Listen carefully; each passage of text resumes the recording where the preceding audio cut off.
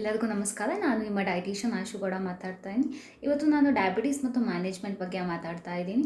So ನಮಗೆಲ್ಲ ಗೊತ್ತು, diabetes ಅನ್ನೋದು ಒಂದು ಕಾಯಿಲೆ ಅಲ್ಲ, ಅದು ಒಂದು ಲೈಫ್ ಲಾಂಗ್ ಡಿಸಾರ್ಡರ್ ಅಂತ. ಸೊ ಒಂದ್ಸಲ ಡಯಾಬಿಟೀಸ್ ಅನ್ನೋದು ಬಂದರೆ ಅದು ಕ್ಯೂರ್ ಆಗಲ್ಲ, ಬಟ್ ಅದನ್ನು ನಾವು ತುಂಬ ಚೆನ್ನಾಗಿ ಮ್ಯಾನೇಜ್ ಮಾಡ್ಬೋದು. ಸೊ ಇಲ್ಲಿ 3 ಟೈಪ್ಸ್ ಆಫ್ ಡಯಾಬಿಟೀಸ್ ಇದೆ. First one type 1 diabetes, type 2 diabetes ಮತ್ತು ಜೆಸ್ಟೇಷನಲ್ ಡಯಾಬಿಟೀಸ್ ಅಂತ.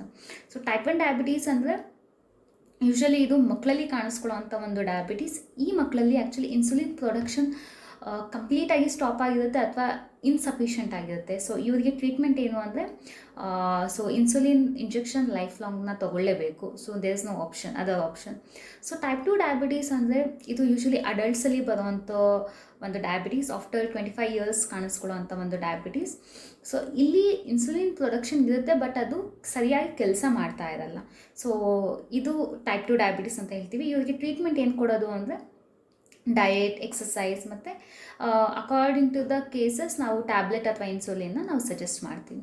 So third one gestational diabetes ಅಂದರೆ ಇದನ್ನ ಪ್ರೆಗ್ನೆನ್ಸಿ ಡಯಾಬಿಟೀಸ್ ಅಂತಲೂ ಕರಿತೀವಿ.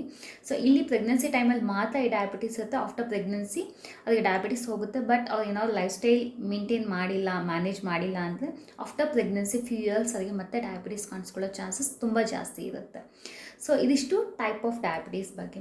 ಸೊ ಇವಾಗ ನಾವು ಹೇಗೆ ಡಯಾಬಿಟೀಸ್ ಬರುತ್ತೆ, how you will get diabetes ಅಂತ ತಿಳ್ಕೊಳ್ಳೋಣ. So there is 2 ways. One is a genetical factor and one is a environmental factor. So genetical factor ಅಂದರೆ ನಿಮ್ಮ ಫ್ಯಾಮಿಲಿ ಹಿಸ್ಟ್ರಿ, ಅಂದರೆ ಪೇರೆಂಟ್ಸ್ ಅಥವಾ ಗ್ರ್ಯಾಂಡ್ ಪೇರೆಂಟ್ಸ್ಗೆ ಏನೋ ಡಯಾಬಿಟೀಸ್ ಇದ್ದರೆ ನಮಗೆ ಬರೋ ಚಾನ್ಸಸ್ ತುಂಬ ಜಾಸ್ತಿ ಇರುತ್ತೆ. ಸೊ ಇನ್ನೊಂದು ಎನ್ವಿರಾನ್ಮೆಂಟಲ್ ಫ್ಯಾಕ್ಟರ್ ಅಂದರೆ ಲೈಕ್ ನಿಮಗೆ ಓವರ್ ವೆಯ್ಟ್ ಅಥವಾ ನೀವು lack of exercise, stress level ತುಂಬ ಜಾಸ್ತಿ ಇದೆ, ಓವರ್ ಈಟಿಂಗ್, ಸ್ಮೋಕಿಂಗ್, ಇದೆಲ್ಲ ಕೆಲವೊಂದು ಕಾರಣಗಳು ನಮಗೆ ಡಯಾಬಿಟೀಸ್ ಬರೋಕ್ಕೆ. ಸೊ ಫ್ಯಾಮಿಲಿ ಹಿಸ್ಟ್ರಿ ಇಲ್ಲ ಅಂದ ತಕ್ಷಣ ನಮಗೆ ಡಯಾಬಿಟೀಸ್ ಬರಬಾರ್ದು ಅಂತ ಅಲ್ಲ. ಸೊ ಲೈಫ್ ಸ್ಟೈಲಿಂದನೂ ನಮಗೆ ಡಯಾಬಿಟೀಸ್ ಬರೋ ಚಾನ್ಸಸ್ ತುಂಬ ಜಾಸ್ತಿ ಇರುತ್ತೆ. ಸೊ ಸಿಮ್ಟಮ್ಸ್, ಸೊ ಇದು ಡಯಾಬಿಟೀಸ್ ಹೇಗೆ ಬರುತ್ತೆ ಅಂತ ಗೊತ್ತಾಯಿತು. ಏನು ಸಿಮ್ಟಮ್ಸ್, ಹೇಗೆ ಗೊತ್ತಾಗುತ್ತೆ ನಮಗೆ ಡಯಾಬಿಟೀಸ್ ಬಂದಿದೆ ಅಂತ ಅಂದರೆ, ಸೊ ಒಂದು ನಮಗೆ ತುಂಬ ಫ್ರೀಕ್ವೆಂಟ್ ಯೂರಿನ್ ಪಾಸ್ ಮಾಡಬೇಕು ಅಂತ ಅನಿಸುತ್ತೆ, ಅಥವಾ ನಿಮಗೆ ತುಂಬ ಬಾಯಾರಿಕೆ ಆಗುತ್ತೆ, ತುಂಬ ಹಸಿವಾಗುತ್ತೆ, ಅಥವಾ ಕೆಲವೊಂದು ಸಲ ತುಂಬ ನಿಮಗೆ ಹಸಿವೆ ಆಗಲ್ಲ, ನಿಮಗೆ ತುಂಬ ವೆಯ್ಟ್ ಲಾಸ್ ಆಗುತ್ತೆ, ಅಥವಾ ಏನಾದರೂ ಚಿಕ್ಕ ಪುಟ್ಟ ಗಾಯ ಆದರೆ ಬೇಗ ಅದು ವಾಸಿ ಆಗಲ್ಲ. ಸೊ ಇದೆಲ್ಲ ಕೆಲವೊಂದು ಸಿಮ್ಟಮ್ಸ್. ಸೊ ಈ ಥರ ಸಿಮ್ಟಮ್ಸ್ ನಿಮಗೇನಾದರೂ ಕಾಣಿಸ್ಕೊತಾ ಇದ್ದರೆ ಫಸ್ಟ್ ಹೋಗ್ಬಿಟ್ಟು ನೀವು ಶುಗರ್ ಲೆವೆಲ್ನ ಚೆಕ್ ಮಾಡಿಸಿ. ಸೊ ಒಂದು GTT ಟೆಸ್ಟ್ ಅಂತ ಇದೆ, ಅಂದರೆ ಗ್ಲೂಕೋಸ್ ಟಾಲರೆನ್ಸ್ ಟೆಸ್ಟ್ ಅಂತ ಇದೆ, ಅದನ್ನು ಚೆಕ್ ಮಾಡಿಸಿ. ಇನ್ನೊಂದು HbA1c ಅಂತ. ಸೊ ಇದು 3 ಮಂತ್ಸ್ ಆ್ಯಾವ್ರೇಜ್ ನಮಗೆ ಗೊತ್ತಾಗುತ್ತೆ ನಿಮ್ಮ ಶುಗರ್ ಲೆವೆಲ್ ಎಷ್ಟು ಫ್ಲಕ್ಚುಯೇಷನ್ಸ್ ಆಗಿದೆ ಅಂತ. ಇನ್ನೊಂದು ರ್ಯಾಂಡಮ್ ಶುಗರ್ ಲೆವೆಲ್. ಇದು ಮೂರನ್ನು ಟೆಸ್ಟ್ ಮಾಡಿಸಿ. ಈ ಮೂರಲ್ಲಿ ನಿಮಗೆ ಶುಗರ್ ಇದೆಯೋ ಇಲ್ವೋ ಅಂತ, ಡಯಾಬಿಟೀಸ್ ಇದೆಯೋ ಇಲ್ವೋ ಅಂತ ಕನ್ಫರ್ಮ್ ಆಗುತ್ತೆ. ಇನ್ ಕೇಸ್ ಡಯಾಬಿಟೀಸ್ ಇಲ್ಲ ಅಂದರೆ ಜಸ್ಟ್ ಲೈಫ್ ಸ್ಟೈಲ್ ಮ್ಯಾನೇಜ್ ಮಾಡ್ಕೊಂಡು ಹೋಗಿ, ಫ್ಯೂಚರಲ್ಲಿ ಡಯಾಬಿಟೀಸ್ ಬರಲ್ಲ. ಇನ್ ಕೇಸ್ ಡಯಾಬಿಟೀಸ್ ಇದ್ರೂ ನೋ ಪ್ರಾಬ್ಲಮ್, ಭಯ ಪಡ್ಕೊಳ್ಳುವಂಥ ನೆಸೆಸಿಟಿ ಇಲ್ಲ. ಜಸ್ಟ್ ನೀವು ಲೈಫ್ ಸ್ಟೈಲ್ ಮತ್ತು according to the doctor suggestion like insulin ಅಥವಾ ಟ್ಯಾಬ್ಲೆಟ್ ಏನಾದರೂ ಅವ್ರು ಏನು ಹೇಳಿರ್ತಾರೆ ಅದನ್ನು ನೀವು ಫಾಲೋ ಮಾಡಿದ್ರೆ ಡಯಾಬಿಟೀಸ್ ತುಂಬ ಚೆನ್ನಾಗಿ ಮ್ಯಾನೇಜ್ ಆಗುತ್ತೆ, ಫ್ಯೂಚರಲ್ಲಿ ಕಾಂಪ್ಲಿಕೇಶನ್ ಆಗಲ್ಲ. ಸೊ ಈಗ ಟ್ರೀಟ್ಮೆಂಟ್. ಸೊ ಟ್ರೀಟ್ಮೆಂಟ್ ಅಂತ ಬಂದಾಗ ಏನು ಡಯೆಟ್ ಅಥವಾ ಏನು ಎಕ್ಸಸೈಸ್ ಮಾಡಬೇಕು ಅಂತ ತುಂಬ ಚೆನ್ನಾಗಿ ಕನ್ಫ್ಯೂಷನ್ ಇರುತ್ತೆ. ಸೊ ಎಕ್ಸಸೈಸ್ ಅಂದರೆ ಎಲ್ಲ ಏನು ಎಕ್ಸಸೈಸ್ ಮಾಡ್ತೀವಿ ಅದೇ ಎಕ್ಸಸೈಸ್ ಮಾಡಿ ನೀವು.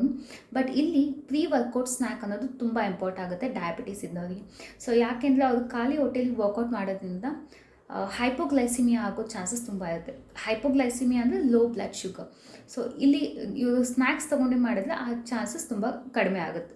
ಸೊ ಇವ್ರು ಏನು ಮಾಡಬೇಕು ಅಂದರೆ 4 ಆಲ್ಮಂಡ್ಸ್ ಅಥವಾ 2 ವಾಲ್ನಟ್ಸ್ ಅಥವಾ 2 ಹೈ ಫೈಬರ್ ಬಿಸ್ಕೆಟ್ ಅಥವಾ 1 ಸ್ಮಾಲ್ ಏಲಕ್ಕಿ ಬನಾನಾ ಅಥವಾ ಹಾಫ್ ಆ್ಯಪಲ್, ಇದನ್ನು ತಿಂದು ಒಂದು 15 to 20 ಮಿನಿಟ್ಸ್ ಗ್ಯಾಪ್ ಕೊಟ್ಟು ಆಮೇಲೆ ವರ್ಕೌಟ್ ಸ್ಟಾರ್ಟ್ ಮಾಡಬೇಕು. ಅಥವಾ ಎಕ್ಸಸೈಸ್, ವಾಕಿಂಗ್ ಮಾಡಿದ್ರೆ ಅವರಿಗೆ ಲೋ ಶುಗರ್ ಆಗೋ ಚಾನ್ಸಸ್ ತುಂಬ ಕಡಿಮೆ ಇರುತ್ತೆ.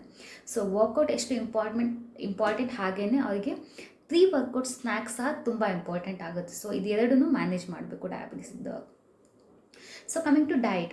ಸೊ ಡಯಟ್ ಅಂತ ಬಂದಾಗ ಇಲ್ಲಿ ನಾವು ಲೋ ಕಾರ್ಬ್, ಹೈ ಫೈಬರ್ ಡಯಟ್ನ ನಾವು ಮೇಂಟೈನ್ ಮಾಡಬೇಕಾಗುತ್ತೆ. ಸೊ ಲೋ ಕಾರ್ಬ್ ಅಂದರೆ ಏನು? ಸೊ 2 ಟೈಪ್ಸ್ ಆಫ್ ಕಾರ್ಬೋಹೈಡ್ರೇಟ್ ಇರುತ್ತೆ. ಒಂದು ಸಿಂಪಲ್ ಕಾರ್ಬೋಹೈಡ್ರೇಟ್, ಇನ್ನೊಂದು ಕಾಂಪ್ಲೆಕ್ಸ್ ಕಾರ್ಬೋಹೈಡ್ರೇಟ್ ಅಂತ. ಸೊ ಸಿಂಪಲ್ ಕಾರ್ಬೋಹೈಡ್ರೇಟ್ಸ್ ಅಂದರೆ ಲೈಕ್ ಶುಗರ್, ಜಾಗ್ರಿ, ಹನಿ ಅಥವಾ ಸಮ್ ಪ್ಯಾಕೆಟ್ ಫುಡ್ಸ್ ಲೈಕ್ ಬೂಸ್ಟ್ ಮತ್ತು ಹಾರ್ಲಿಕ್ಸು ಅಥವಾ ಬಾದಾಮ್ ಪೌಡರ್, ಇದೆಲ್ಲ ನಮಗೆ ಸಿಂಪಲ್ ಕಾರ್ಬೋಹೈಡ್ರೇಟ್ ಕೆಟಗರಿಗೆ ಬರುತ್ತೆ. ಸೊ ಇದನ್ನು ಕಂಪ್ಲೀಟಾಗಿ ನೀವು ಸ್ಟಾಪ್ ಮಾಡಬೇಕಾಗುತ್ತೆ. ಆ್ಯಂಡ್ ಕಾಂಪ್ಲೆಕ್ಸ್ ಕಾರ್ಬೋಹೈಡ್ರೇಟ್ನ ನೀವು ಇನ್ಕ್ಲೂಡ್ ಮಾಡ್ಬೋದು. ಕಾಂಪ್ಲೆಕ್ಸ್ ಕಾರ್ಬೋಹೈಡ್ರೇಟ್ ಅಂದರೆ ಲೈಕ್ ರಾಗಿ, ವೀಟ್, ರೈಸ್ ಅಥವಾ ಸಮ್ ಮಿಲ್ಲೆಟ್ಸ್ ಅಂದರೆ ಸಿರಿಧಾನ್ಯಗಳು, ಇದನ್ನೆಲ್ಲ ನೀವು ಇನ್ಕ್ಲೂಡ್ ಮಾಡ್ಬೋದು. ಬಟ್ ನಿಮ್ಮ ಪ್ಲೇಟಲ್ಲಿ 25% ಮಾತ್ರ ಇನ್ಕ್ಲೂಡ್ ಮಾಡಬೇಕಾಗುತ್ತೆ. So coming to protein. So protein ತುಂಬ ಇಂಪಾರ್ಟೆಂಟ್ ಆ್ಯಕ್ಚುಲಿ. ಸೊ ಇದನ್ನು ನೀವು ಇನ್ಕ್ಲೂಡ್ ಮಾಡಬೇಕು.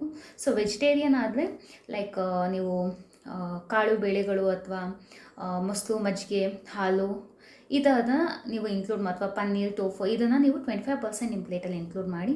ಇನ್ ಕೇಸ್ ನಾನ್ ವೆಜಿಟೇರಿಯನ್ ಆಗಿದ್ದರೆ ನೀವು ಚಿಕನ್, ಫಿಶ್, ಮಟನ್, ಎಗ್ ಈ ಥರದನ್ನ ಇನ್ಕ್ಲೂಡ್ ಮಾಡ್ಬೋದು. ಚಿಕನ್ ಆಗಿದ್ದರೆ ವೀಕ್ಲಿ ಟ್ವೈಸ್ ತೊಗೊಳ್ಳಿ, mutton monthly once, fish alternative days, egg every day 1 egg ತೊಗೋಬೋದು. ಇನ್ ಕೇಸ್ ನೀವು ಸ್ವಲ್ಪ ದಪ್ಪ ಇದ್ದರೆ ಓನ್ಲಿ ಎಗ್ ವೈಟ್ ತೊಗೊಳ್ಳಿ. ಇನ್ ಕೇಸ್ ನಿಮ್ಮ ವೆಯ್ಟ್ ತುಂಬ ಚೆನ್ನಾಗಿ ನಾರ್ಮಲ್ ಆಗಿದ್ದರೆ ಒಂದು ಹೋಲ್ ಎಗ್ ತೊಗೊಳ್ಳಿ. ಬಟ್ ಎಲ್ಲದೂ ಆದಷ್ಟು ನಾನ್ ವೆಜ್ ಗ್ರೇವಿ ಅಥವಾ ಗ್ರಿಲ್ಲಡ್ ಫಾರ್ಮಲ್ಲಿ ಇರಬೇಕು, ಡೀಪ್ ಫ್ರೈಡ್ ಫಾರ್ಮಲ್ಲಿ ಇರಬಾರ್ದು ಅಷ್ಟೇ. So coming to high fibre diet ಅಂತ ಹೇಳಿದೆ. ಫೈಬರ್ ಅಂತ ಬಂದಾಗ ಸೊ ಎಲ್ಲ ಥರ ವೆಜಿಟೇಬಲ್ಸು ನಿಮ್ಮ ಡಯಟಲ್ಲಿ ಇನ್ಕ್ಲೂಡ್ ಮಾಡಿ. ಹಸಿ ತರಕಾರಿನೇ ತಿನ್ನಬೇಕು ಅಂತ ಏನಿಲ್ಲ, ಕುಕ್ಕಡ್ ಫಾರ್ಮಲ್ಲೂ ನೀವು ವೆಜಿಟೇಬಲ್ಸ್ನ ಇನ್ಕ್ಲೂಡ್ ಮಾಡ್ಬೋದು. ಬಟ್ ಸಮ್ ರೂಟ್ಸ್ ಆ್ಯಂಡ್ ಟ್ಯೂಬರ್ಸ್ನ ನೀವು ಅವಾಯ್ಡ್ ಮಾಡಬೇಕು. ಅವಾಯ್ಡ್ ಅಂದರೆ ಲೈಕ್ ನೀವು ಮಿಕ್ಸ್ ಆ್ಯಂಡ್ ಮ್ಯಾಚ್ ಆಗಿ ತೊಗೋಬೋದು, ಬಟ್ ಕಂಪ್ಲೀಟಾಗಿ ಲೈಕ್ ಆಲೂಗೆಡ್ಡೆ ಅಥವಾ ಗೆಣಸು ಅಥವಾ ಕ್ಯಾರೆಟ್ ಈ ಥರ ಬರೀ ಸಪ್ರೇಟ್ ಪಲ್ಯ ಮಾಡ್ಕೊಬೇಡಿ. ಮಿಕ್ಸ್ ಆ್ಯಂಡ್ ಮ್ಯಾಚ್ ಮಾಡಿ, ಎಕ್ಸಾಂಪಲ್ ಮಿಕ್ಸ್ಡ್ ವೆಜಿಟೇಬಲ್ ಸಾಂಬಾರೆಲ್ಲ ನೀವು ಇನ್ಕ್ಲೂಡ್ ಮಾಡ್ಬೋದು, ನೋ ಪ್ರಾಬ್ಲಮ್. ಸೊ ಇದಿಷ್ಟು ನಮ್ಮದು ಪ್ಲೇಟ್ ಮೆಥಡ್, ಅಂದರೆ ಲೋ ಕಾರ್ಬ್ ಮತ್ತು ಹೈ ಫೈಬರ್ ಡಯಟ್ ಅಂತ ಹೇಳ್ತೀವಿ. ಸೊ ಕಮಿಂಗ್ ಟು ಫ್ರೂಟ್, ಇಲ್ಲಿ ನೀವು ಫ್ರೂಟ್ನ ಇನ್ಕ್ಲೂಡ್ ಮಾಡ್ಬೋದು ನಿಮ್ಮ ಡಯಟಲ್ಲಿ, no problem. But as a snacks ಆಗಿ ತೊಗೊಳ್ಳಿ, ಲೈಕ್ 11:30 ಅಥವಾ 4:30 ಆಗಿ ಮಧ್ಯದಲ್ಲಿ ತೊಗೊಳ್ಳಿ. ಊಟ ತಿಂಡಿ ಜೊತೆಲಿ ತೊಗೊಳ್ಳೋದು ಒಳ್ಳೆ ಆಪ್ಷನ್ ಅಲ್ಲ. ಸೊ ಇಲ್ಲಿ 4 ಫ್ರೂಟ್ನ ನೀವು ರಿಸ್ಟ್ರಿಕ್ಟ್ ಮಾಡಬೇಕಾಗುತ್ತೆ, ಲೈಕ್ ಬಿಗ್ ಬನಾನಾ ಅಂದರೆ ಪಚ್ಚಬಾಳೆ, ದೆನ್ ಸಪೋಟ ಆ್ಯಂಡ್ ಸೀತಾಫಲ ಆ್ಯಂಡ್ ಜಾಕ್ ಫ್ರೂಟ್. ಈ 4 ಫ್ರೂಟ್ನ ನೀವು ಅವಾಯ್ಡ್ ಮಾಡಬೇಕಾಗುತ್ತೆ, ರೆಸ್ಟ್ರಿಕ್ಟ್ ಮಾಡಬೇಕಾಗುತ್ತೆ. ಬೇರೆ ಎಲ್ಲ ಥರ ಫ್ರೂಟ್ನ ನೀವು ಇನ್ ಬಿಟ್ವೀನ್ ಸ್ನ್ಯಾಕ್ಸ್ ಆಗಿ ತೊಗೊಳ್ಳಿ. ಆ್ಯಂಡ್ ಜ್ಯೂಸಸ್ ಆಗಿ ತೊಗೋಬಾರ್ದು, ಫ್ರೂಟ್ ಆಗಿ ತೊಗೋಬೇಕು, ಇದು ತುಂಬ ಇಂಪಾರ್ಟೆಂಟ್. ಆ್ಯಂಡ್ ಡಯಟ್ಗಿಂತ ಇನ್ನೂ ತುಂಬ ಇಂಪಾರ್ಟೆಂಟ್ ಅಂದರೆ ನಮ್ಮದು ಟೈಮಿಂಗ್ಸ್. ಸೊ ಫುಡ್ ಟೈಮಿಂಗ್ಸ್ನ ನೀವು ತುಂಬ ಚೆನ್ನಾಗಿ ಮ್ಯಾನೇಜ್ ಮಾಡಬೇಕು. ಲೈಕ್ ಬ್ರೇಕ್ಫಾಸ್ಟ್ ನಾನು ಯಾವಾಗಲೂ ಹೇಳ್ದಂಗೆ within 10 o'clock, lunch within 1:30 to 2 o'clock, dinner within 9:30. ಇದ್ರ ಮಧ್ಯದಲ್ಲಿ 2 ಸ್ನ್ಯಾಕ್ಸ್. ಬೆಡ್ ಟೈಮ್ ಬೇಕು ಅಂದರೆ 1 ಗ್ಲಾಸ್ ಆಫ್ ಟರ್ಮರಿಕ್ ಮಿಲ್ಕ್ ತೊಗೋಬೋದು. ಸೊ ಇದಿಷ್ಟು ನಿಮ್ಮದು diet. So coming to tablets. So tablet ಅಥವಾ ಇನ್ಸುಲಿನ್ ಡಾಕ್ಟರ್ ಏನು ಸಜೆಸ್ಟ್ ಮಾಡಿರ್ತಾರೆ ಅದನ್ನೇ ನೀವು ತೊಗೊಂಡ್ರೆ ಆಯಿತು, ಅದರಲ್ಲಿ ಏನು ಬೇರೆ ಎಲ್ಲ ಮಾಡಬೇಕು ಅಂತ ಇಲ್ಲ. ಸೊ ಇಲ್ಲಿ ನಾವು ಲೈಫ್ ಸ್ಟೈಲ್ ಅಥವಾ ನಿಮ್ಮ ಡಯಾಬಿಟಿಕ್ ಟ್ರೀಟ್ಮೆಂಟ್ ಅಂತ ಬಂದಾಗ ಎಕ್ಸಸೈಸ್, ಡಯಟ್ ಆ್ಯಂಡ್ ಟ್ಯಾಬ್ಲೆಟ್ ಇದು ಮೂರನ್ನು ನೀವು ಮ್ಯಾನೇಜ್ ಮಾಡಿದಾಗ ಸೊ ನಿಮ್ದೇನಾಗುತ್ತೆ, ಶುಗರ್ ಲೆವೆಲ್ ತುಂಬ ಚೆನ್ನಾಗಿ ಮ್ಯಾನೇಜ್ ಆಗ್ತಾ ಬರುತ್ತೆ. ಸೊ ಪ್ರತಿ ಸಲ ನೀವು ಚೆಕಪ್ ಹೋದಾಗ ಡಾಕ್ಟರ್ ಅಥವಾ ಡಾಕ್ಟರೇ ನಿಮ್ಮ ಡೋಸೇಜ್ನ ಕಮ್ಮಿ ಮಾಡ್ತಾ ಹೋಗ್ತಾರೆ. ಸೊ ಒನ್ ಡೇ ನೀವು ತುಂಬ ಚೆನ್ನಾಗಿ ಲೈಫ್ ಸ್ಟೈಲ್ ಮತ್ತು ಡಯಟ್ ವರ್ಕೌಟ್ ಮೇಂಟೈನ್ ಮಾಡಿದ್ರೆ ಒಂದಿನ ನಾವು without tablets just with a life style ನಾವು ಡಯಾಬಿಟಿಸ್ನ ಮ್ಯಾನೇಜ್ ಮಾಡ್ಬೋದು. ಇನ್ ಕೇಸ್ ನನ್ನ ಕ್ಲೈಂಟ್ಸೇ ತುಂಬ ಜನ ಇವಾಗ ಟ್ಯಾಬ್ಲೆಟ್ ತೊಗೊಂಡಲ್ಲೇ just with a diet and exercise manage ಮಾಡ್ತಾ ಇದ್ದಾರೆ. But it needs some time, step by step. ಇವತ್ತು ಬೇಡ ಅಂದ ತಕ್ಷಣ ನೀವು ಟ್ಯಾಬ್ಲೆಟ್ ಸ್ಟಾಪ್ ಮಾಡಬಾರ್ದು. ಸ್ಟೆಪ್ ಬೈ ಸ್ಟೆಪ್ ನೀವು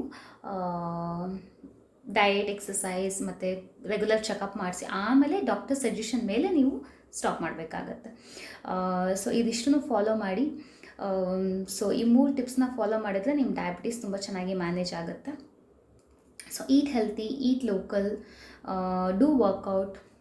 ಥ್ಯಾಂಕ್ ಯು.